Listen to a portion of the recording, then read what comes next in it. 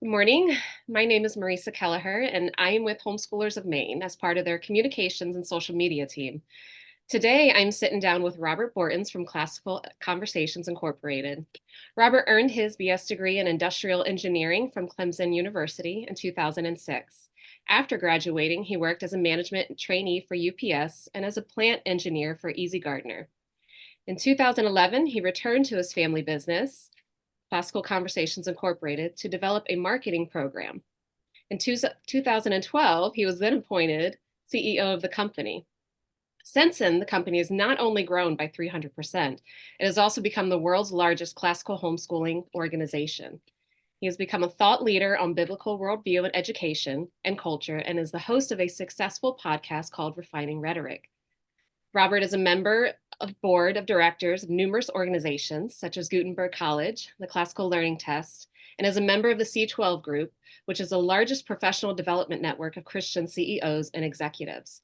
Robert and his wife April live in Southern Pines with their 3 young children, where he enjoys volunteering in his community, coaching rugby, and is involved in state policy as well as many other activities and endeavors.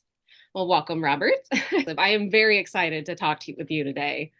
Yeah, thank you for having me. I'm super excited to be sharing some of my thoughts with the community in Maine. And I think it's just Yeah. super important for us to always be thinking about our biblical worldview and how to engage culture and the times that we live in. Yeah, I agree. I would just love to just get into the questions and really talk with you about some important issues that I think are not only pertaining to the homeschoolers in Maine, but as a larger community. We are finding that the homeschooling community is growing, and we would love to not only help those in Maine, but also in the New England area and really around the US. First off, kind of give us an overview of Classical Conversations, a brief history. We said it was a family business, so kind of how did it start? What's your vision for the future of it, and kind of the core beliefs behind it? Yeah, so I was homeschooled through high school, and my mom started Classical Conversations when I was getting into high school because people were just nervous. How am I going to get my kids into college? Can I really teach these hard subjects? We'd like to do things like debate and discuss history papers and, do things like science experiments, and those things get messy. And I don't really want to, dissect a frog or a shark at my home. Can I do that somewhere else? And so we started Classical Conversations in 1997 with 11 students in our basement. Those families loved it and wanted to do a second year. And at that point, my mom had written the curriculum. It was, 16-page guide stapled together. And she handed that off to another mom who wanted to do a community for her freshman student. And we did a sophomore year, and it just kind of snowballed from there until I was a sophomore in college when I got a phone call from my mom saying that I was going to be on my own financially because my dad had quit his job so that she could try to do Classical Conversations full time as a Wow. ministry and as a business, and to help homeschoolers, at that point, just in, North Carolina. And so just from there, just the Lord's blessed it and has continued to grow it. And, a lot of people ask me, did I always think I was going to work for Classical Conversations?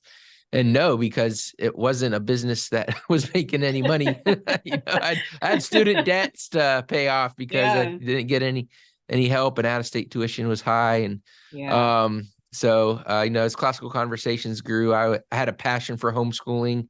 I really, really enjoyed it myself, and I knew that if our family could do it, that your family could do it too. Yeah. And we've been at it for 25 years now, or over 25 years now. Our mission is to know God and to make him known. And, really our worldview is completely biblical, and we want to give people, homeschooling families, those skills, because if God created the world, then learning math, learning science, that's not a neutral endeavor. You can either learn it to the glory of God, or you can learn it to the glory of man. And Right. so many Christians send their kids to educational systems that don't believe in God. Nowadays they don't even believe that objective truth exists, and it just, Right. makes us sad. So our goal is to help homeschoolers not just in the US but around the world. We're in 57 countries now. We're in the process of you know translating our curriculum, and we just want to see freedom reign, true Christian freedom, being able to do what is right in the Lord's eyes. And we want to encourage parents that the issues that we see in society today, whether it's depression, teen suicide, all these identity issues are rooted in the fact that we've abandoned Imago Dei in our society, that we are all made in the image of God, and that we need to have a education that backs that up. And we've been doing this for a long time, so we've got a curated curriculum. You don't have to guess at what you need to do from year to year, and we form local communities that meet once a week, so you can homeschool with a friend, because homeschooling is difficult, and Yeah. it's always important to have those who are on the same journey with you around you to meet with you and encourage you, and you to be an Yeah. encouragement to them. Yeah. I think taking the guesswork out of curriculum is really important. We find ourselves at the beginning of each school year. We're a family that schools year round. So each year having three different age groups, it's hard to find something. Okay, does this work for everybody? Do I need to tweak something for somebody else? So I think Hmm. you offering that choice of, hey, we have it all laid out for you. This makes it a little bit easier on you so you can Yeah. do this. So I think that's really important for parents, and good on your mom for sticking with it. Yeah. That is not easy, raising kids, to say I have this vision, I know this is where God's leading me, and I'm going to do it. Yeah. That's hard. So do you believe the home is kind of the best place for a Christ-centered education? And why do you think that is? We have obviously the options of sending our children to a private school. And a lot of the times those are quote unquote Christian schools. So do you feel that the home is the best place for us to have that really kind of hyper focused Christ-centered education? Yes, absolutely. I mean, that's clearly in the Bible as God's design for humanity. As Christians, we should uh, try to do what God tells us to do. And, God has given parents the, responsibility of raising their children. Of course, you can, take some of that responsibility and, farm it out to third parties if you want to. But I don't really see that as a biblical mandate. There's nothing in the New Testament about even really the church being involved in Mm, Christian education for students. There is some in the Old Testament, but we believe that, of course, the church has some responsibility in that. But ultimately, it's the parents who are going to be held accountable for how they raise children when they see God in front of the bema seats. And no one's going to love your children like you do. And mm, so we believe that that's the natural design that we see in the world around us. And even if you're not a Christian and you want to say we evolved from animals, just look at how animals raise their kids, right? They're not yeah. farming them out to other Yeah. other parents to raise them. It's all about family and continuing our legacy. So it's really central to every family to understand that you are the homeschooling parent. Mm, Even if you decide to farm it out to the public school system, you're ultimately going to be responsible.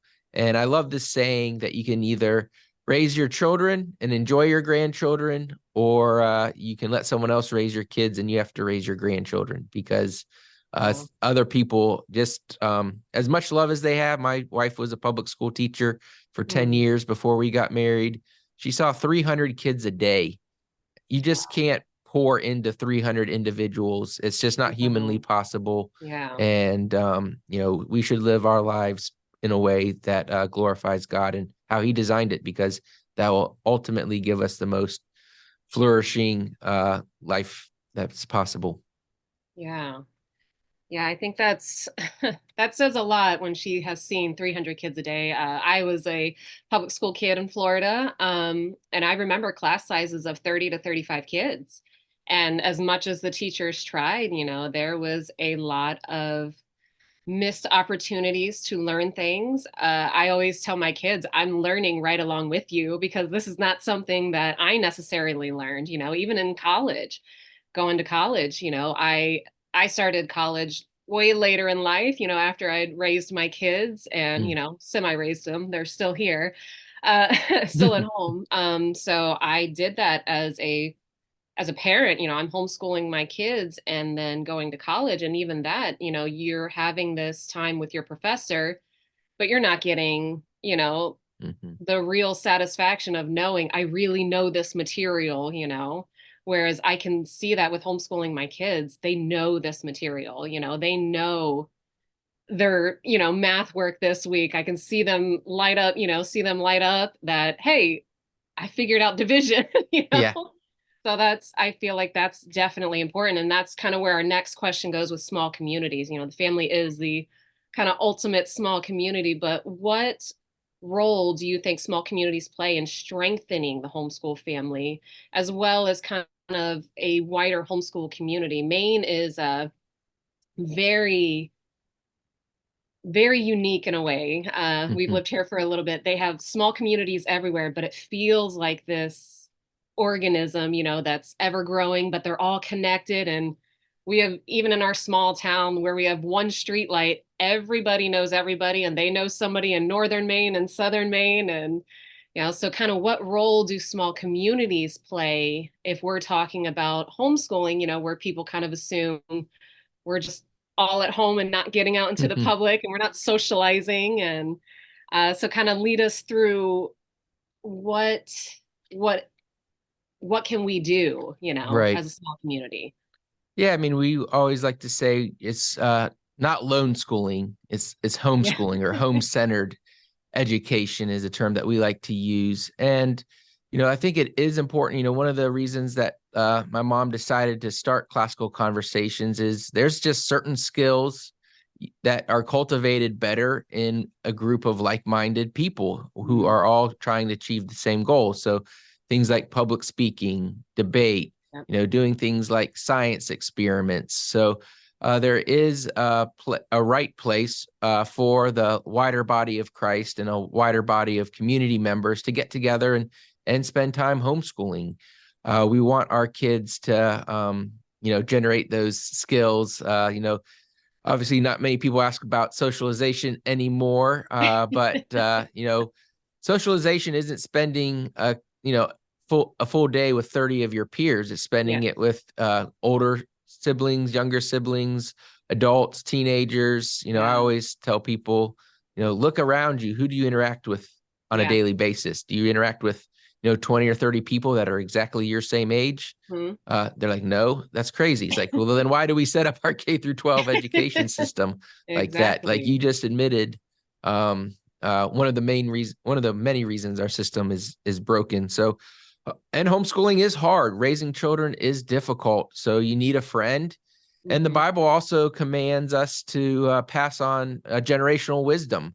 And so, older moms and dads being able to pass on their wisdom to younger moms and dads. And that's why we Hmm. have, set up things like directors and tutors. And of course, you have, co-op leaders and, these different communities where you have an opportunity to, be mentored as a parent. And, every kid's different, every day's different. So if you have 3 kids and, there's an entire year, you've got 1,000 different times you're going to be parenting. Yeah. And it's helpful to have someone that's a little ahead of you to Yeah. say like what worked for you, and important to have someone a little bit behind you that you can say, hey, I don't know if this will work for your family, but my child struggled with this too, and this is what we did, and it worked great. And so when we rely on each other instead of the government, we have a true biblical community, and we can strengthen one another, and we can trust in the Lord instead of trusting in man. Yeah. Yeah, so we're getting into that area of speaking of the government. We have seen some states that are kind of moving to this funding system for homeschoolers. We're talking about more regulation and, oh, we have these extra funds that we can give you to buy curriculum and, Hmm. school supplies. So, should the government play a role in funding homeschool families and communities, and what could happen with this type of funding, good or bad. So I know this is a hot topic with homeschoolers Yeah. lately, so I mean, so again, it depends on your worldview. Like if you have a pagan worldview or evolutionary worldview, then you should absolutely, I think, embrace the government paying for everything. You know, Margaret Thatcher famously said the problem with socialism is you eventually run out of people's money. Ronald Reagan said the 9 most terrifying words in the English language is I'm from the government and I'm here to help. So these ideas that are being pushed by, conservative think tanks, primarily are void of our conservative roots. They're really neoliberal policies. And like you said in my intro, like I'm involved in a lot of political yeah. aspects. And look, I love Hillsdale College. I love the Heritage Foundation. I love American for Prosperity, but they are wrong when it comes to government interference and government funding of the school system. And when you get them behind closed doors, they admit that they're just trying to destroy the teachers' unions and make the Democrats Mm, mad, even though they'll admit freely when they're not marketing these ideas that they don't know how to get out of it, that there's, it's not conservative, it's going to blow up the state budgets. They admit that it's basically welfare for the rich and middle class, primarily, because those are the ones who are benefiting from it. right. So, the government has no biblical role in funding any education system. Right. And part of the reason our public schools are so expensive and so broken is that moms and dads are irreplaceable. No amount of funding can replace them. I don't know what the funding level of public schools in Maine Mm. might be per student. I think it's probably on the high side because y'all love education up there. But the average education in the United States for a public school is I think like $16,000 or $18,000 per year per student. Wow. That's higher than the private schools. Yeah. That's in public school, 40% of children say they are bullied. Yeah. Nearly 30% say that they are sexually harassed, and only about 30% can read at grade level. The government itself says only about 8 minutes of every hour in the public school system is used for educational purposes and for teaching. So we see that the government funding is the problem with the school Right. system, and so moving that money to other systems, to private schools, um, is just going to degrade the quality of those institutions.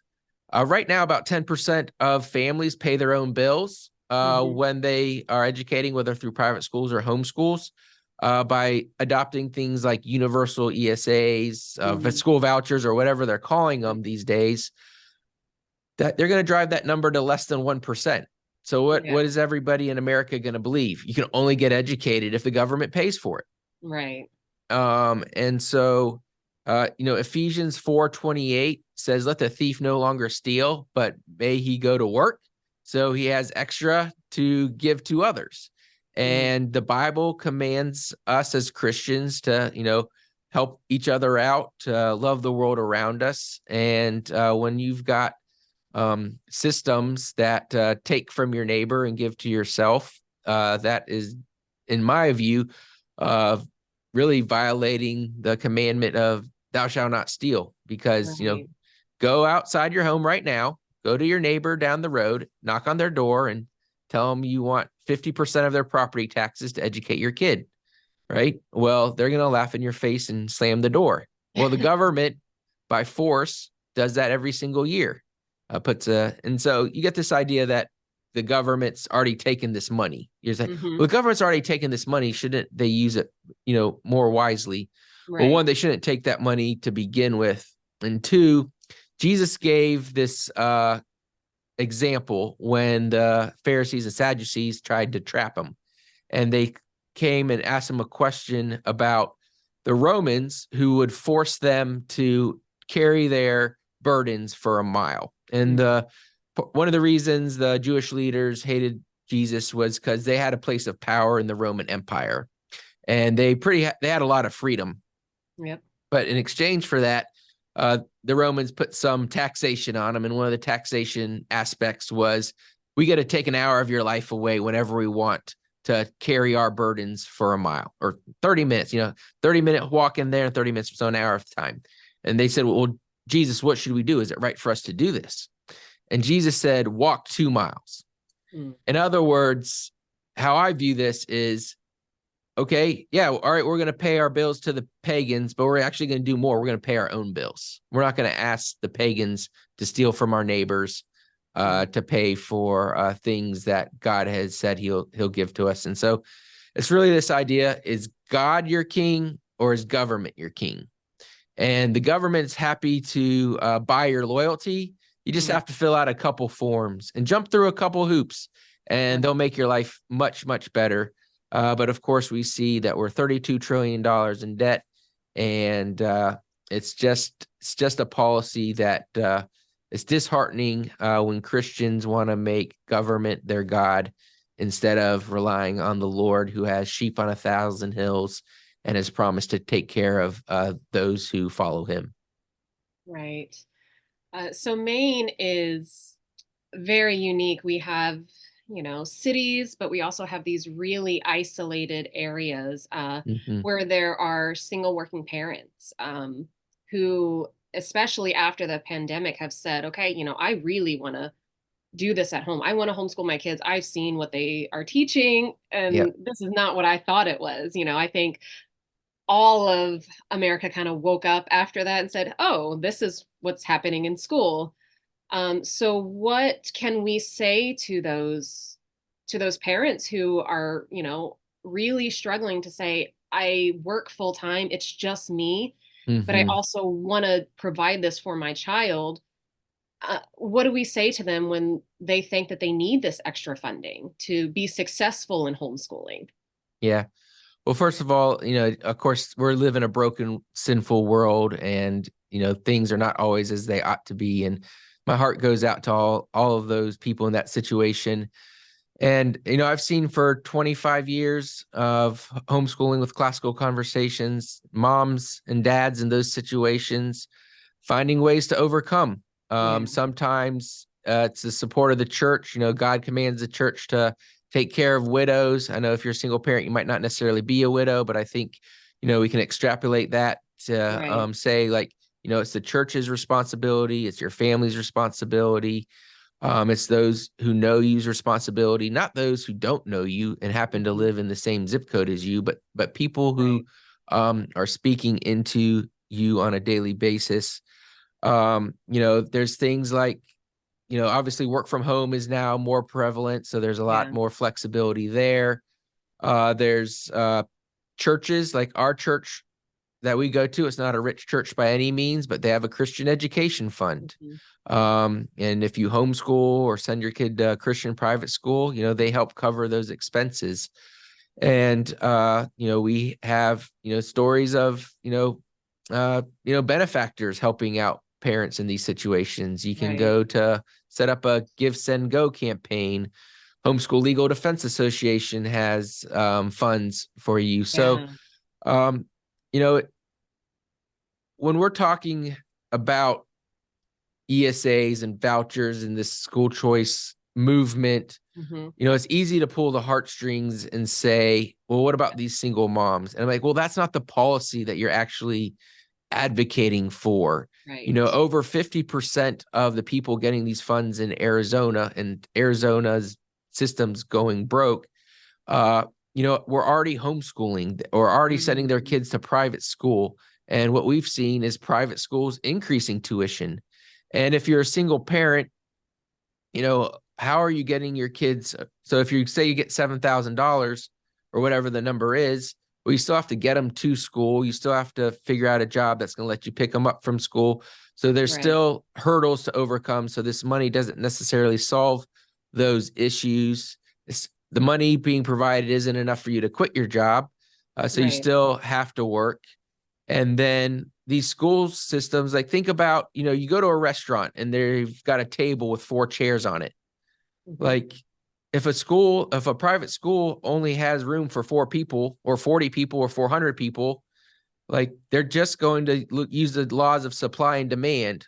And so if they're already full and everyone gets $7,000 more, it won't be overnight, but they are going to increase their tuition. We've seen that with our college system, right? We have $2 trillion in student debt. Our college costs have risen incredibly high, and it's all subsidized by the government. And so when we try to make things free, it becomes very, very expensive. And we know that it doesn't work in higher ed. Why would we advocate for something that doesn't work in higher ed to try it again in lower ed? And so, um, and these systems are based on the whims of political will.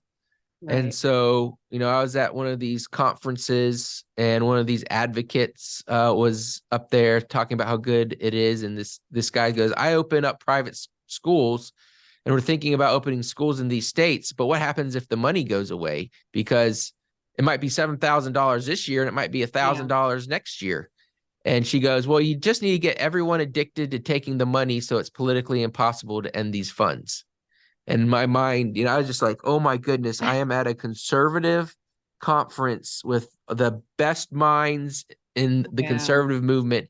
And they're advocating for getting families addicted to government money so that the funding doesn't go away. So, hey, I don't like the teachers unions. I don't like the public schools. We've been spending 20 some years trying to get rid of them. Yeah. But really you're just expanding all those opportunities, because if I'm a teachers union advocate and suddenly these private schools are getting a bunch of money, I'm like, they need a union in there because they're getting government funds. So it's just it's it feels good to say let the money follow the kid, but it's universal basic income for children.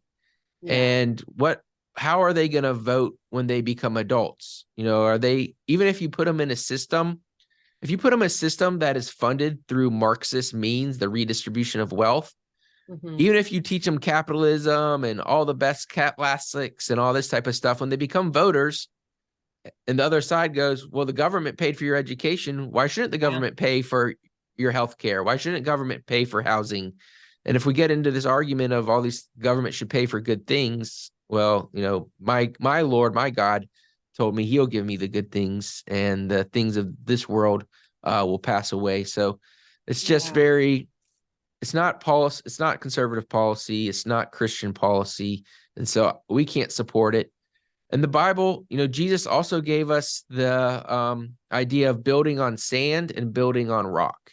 Right. And government funding is building on the sand. You're building institutions based on the whims of the government, not based on free market principles, not based on serving your fellow man and loving them well, but punching and filling out documents the way that government wants you to fill them out, which is going to reduce the quality of education. So Right. uh, it just it's bad news. I mean, ultimately you're going to get higher cost, lower quality, Right. and higher taxes when the government funds education, and we've got nearly 200 years of data to prove it.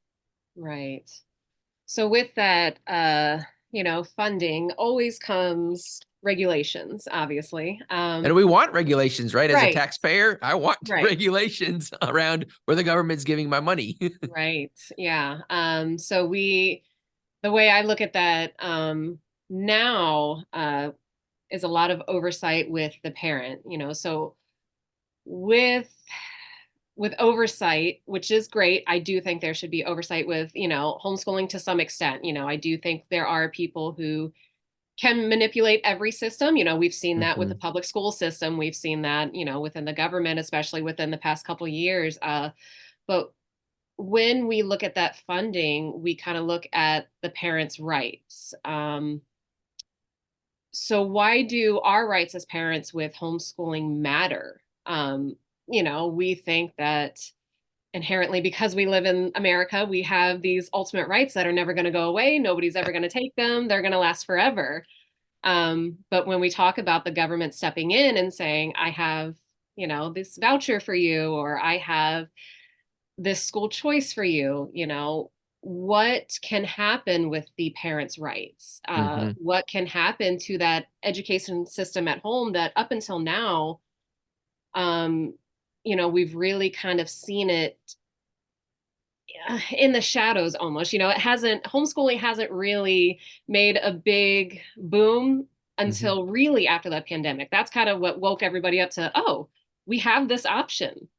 I thought we just had to send our kid to public school. I thought that's what everybody did, Yeah. and when my kids were younger, we actually did the same thing. We sent our kids to public school because I just thought that's what you did as a parent, Hmm. that's what I was brought up to do. Um, but now we kind of see this freedom of we have libraries, Yeah. we kind of forget that we have libraries, we have life that happens, where our kids are learning more than they would in the school system. So what can happen with this parental rights with the funding if we allow it to, come into our lives, if we Yeah. vote for it, say, yes, this is what we want. Yeah, absolutely. A great question. The, you know, parental rights is not something that's given. It's given by Yeah, God, and government should respect it. The problem is like you might not know that homeschooling was illegal when I started in many yeah, states. That it wasn't until the mid '90s that homeschooling was formally recognized as a viable education. Although God's recognized it for all of yeah, humanity. The universities didn't even accept homeschoolers in some states. Like I wanted to be an industrial engineer. Georgia Tech is considered a great engineering school. yeah. They didn't even accept homeschoolers, period. You could have a perfect SAT score and they wouldn't Wow. enroll you in Georgia Tech when I was in high school. So these freedoms, they might seem like they've been here forever, but they're Yeah. hard fought and they have to be won, every single generation. And as I mentioned earlier, homeschooling is hard. Why do we want to make it harder on those homeschool mamas by making Yeah. them fill out government forms that are frankly, wasting their lives? And, oversight should be localized Yep. in the church and in your community and by your neighbors.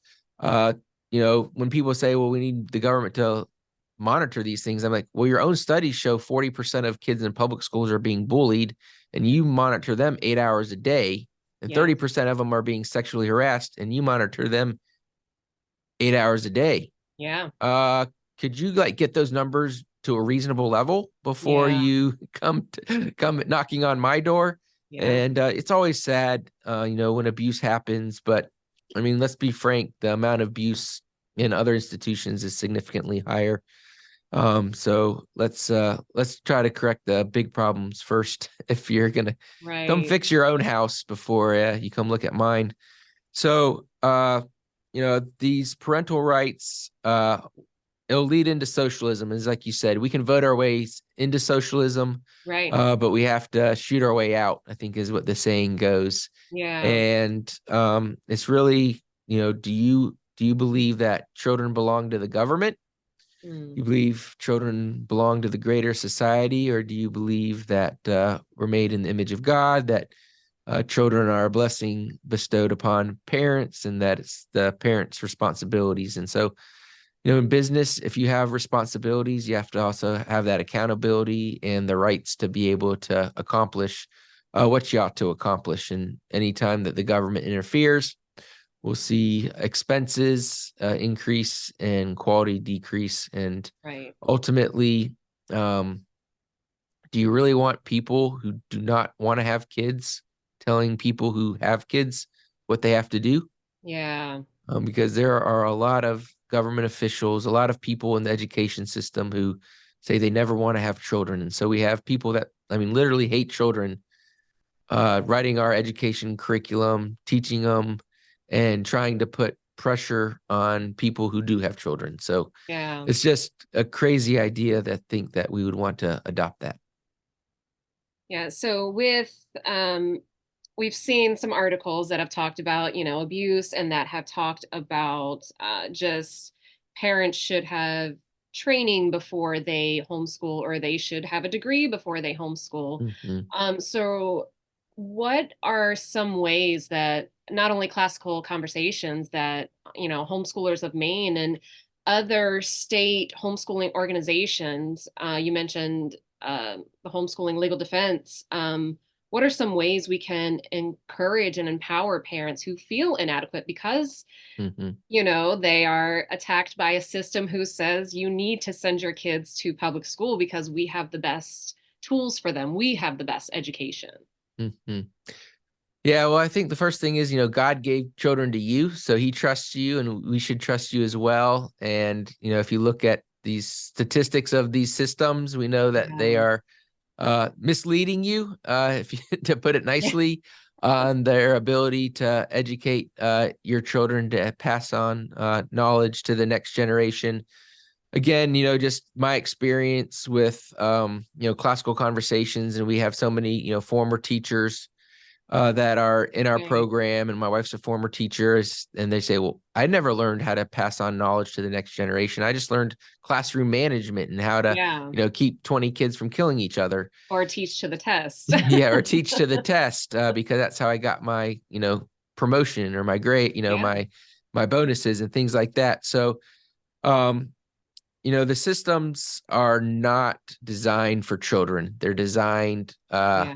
for adults. We would never, I think Reagan said, if a foreign country put this education in place, we would consider it an invasion, or Yeah. something to those lines. It'd be an act of war to implement Yeah. the public school system. And so, just don't believe those lies. What we do at Classical Conversations is we have free 1-day practicums, we call it, where we Yeah. teach you the skills of homeschooling. You don't have to be in a Classical Conversations community to attend. You can go to ccpracticum.com to find one in your zip code. We have them during the summer. Yeah. Obviously, you've got, I know you guys host like webinars and We do. trainings, Yes. and I know a lot of homeschool organizations throw on conferences. And that's the other thing, is like important to have that community and have that curated curriculum, because, we can get together and lift each other up when we have questions. And, Right.